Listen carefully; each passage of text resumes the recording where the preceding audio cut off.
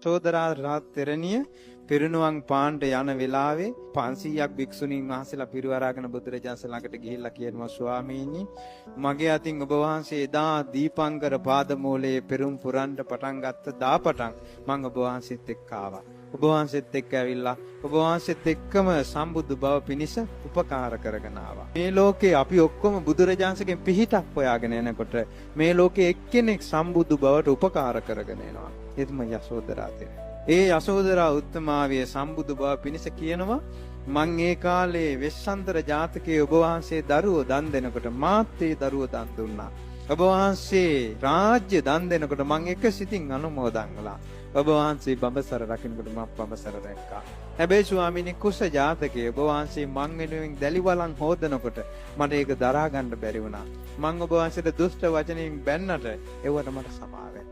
ස්වාමීනි ඔබ වහන්සේ මාගේ රාජ්‍යයට ඇවිල්ලා අර කුසාවතිය අත්තරලා මගේ රාජ්‍යයට ඇවිල්ලා ඔබ වහන්සේ ඇත් ගාලේ බිම නිදාගෙන ඉන්නවා කියලා දැනෙද්දි මගේ ඇඟපත දණ්ඩ පටන් ගත්තා. මං ඇඳෙන් නැගිටලා මමත් බිම නිදිය ගත්තා. එහෙම මම කළා.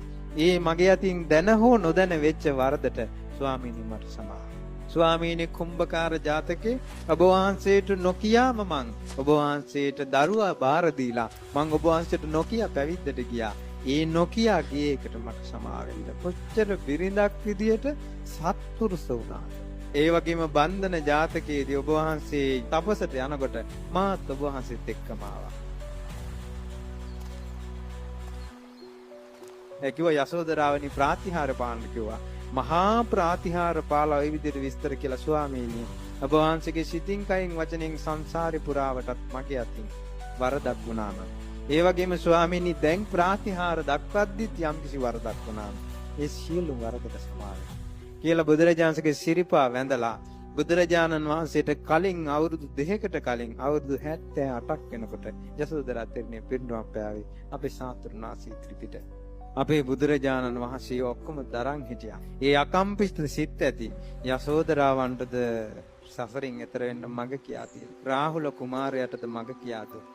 අපේ සාතුරුනාසී තුන් ලෝකෙටම පිළිසරණ වෙච්ච බුදුරජාණන් තමයි මේ. බුදුරුව මෙච්චර අසිරිමත් නම් බුදුරුන්ගේ ධර්ම කාය ගැන කවර කතාවද?